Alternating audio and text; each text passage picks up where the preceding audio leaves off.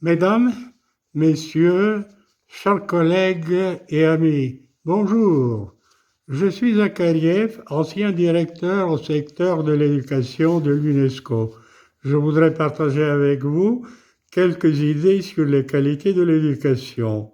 La pandémie affecte tous les aspects de la vie, mais en particulier l'éducation, car celle-ci explique le présent, mais engage l'avenir, à qu'elle nous aide à prévoir et à préparer.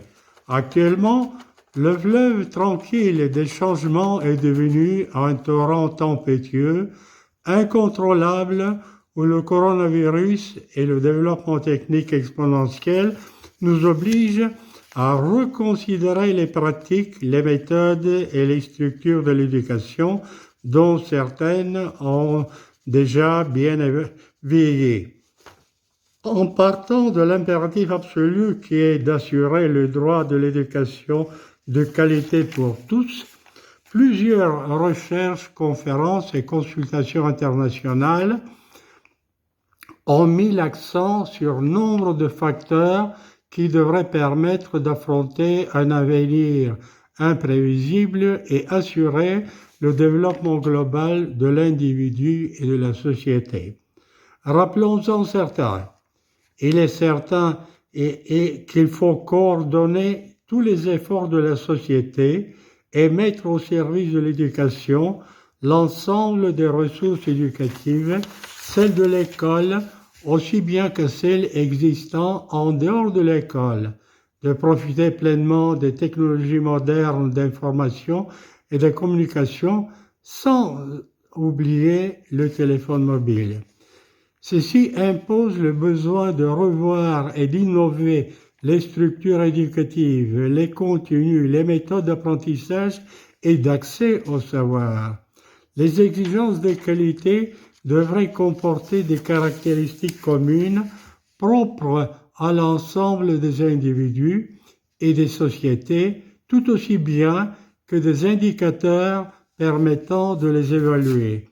Une éducation de qualité n'est pas et ne saurait être un simple transfert de connaissances, d'aptitudes et d'informations, mais le facteur essentiel qui permet l'acquisition, l'assimilation et la structuration des savoirs afin de les reproduire en compétences spécifiques. Elle devrait assurer, entre autres, une approche interdisciplinaire et systémique au savoir, l'intégration et la structuration, tout comme l'évaluation et la reconnaissance des expériences, des savoirs et des savoir-faire acquis en dehors du système scolaire.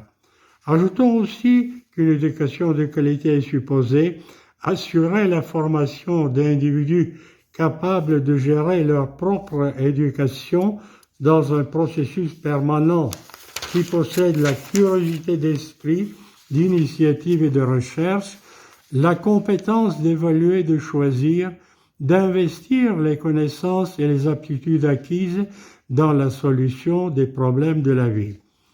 Conférer la compétence de développer une pensée autonome, d'émettre des jugements et de prendre des décisions, ce qui donne le sentiment de capacité, de confiance en soi, d'autonomie et d'indépendance. L'apprenant est censé avoir la capacité d'anticiper, de raisonner et non d'obéir. Garantir l'acquisition d'instruments logiques pour la structuration des informations et des savoirs, l'aptitude à considérer les faits dans leur complexité en disposant des outils conceptuels pour traiter les faits nouveaux. Permettre aux apprenants de posséder la capacité d'analyse, de choix, d'aptitude, d'intégrer des savoirs traditionnels et des savoirs modernes. Promouvoir la capacité d'auto-évaluation et d'auto-formation. L'apprenant devrait être capable d'évaluer ses capacités et ses limites. Assurer l'encouragement des capacités de création. Or, la créativité exige d'apprendre à désapprendre, à douter, à se remettre en question, à se rebeller contre les paradigmes établis et de saisir l'opportunité des occasions, afin de pouvoir défricher des pistes nouvelles, conférer l'esprit d'initiative, la capacité d'organiser le travail individuel, de planifier des objectifs à court et à long terme, de trouver des solutions dans un environnement multiculturel, mais aussi de ne pas craindre l'échec. De même, transmettre aux apprenants la notion de responsabilité, de devoir, de contrepartie légitime, acquérir le réflexe de participation, de collaboration, d'échange, de dialogue pour l'affermissement du lien social, de la solidarité, la capacité de vivre en société et de travailler en groupe, de bâtir des repères collectifs. Permettre l'adoption d'une nouvelle culture d'égalité dans laquelle tous puissent se reconnaître. Si l'intégration au monde du travail est une exigence fondamentale, il faudrait souligner qu'elle doit se réaliser en harmonie avec l'acquisition des valeurs. Savoir n'a pas de valeur propre sans une charge morale. Par conséquent, le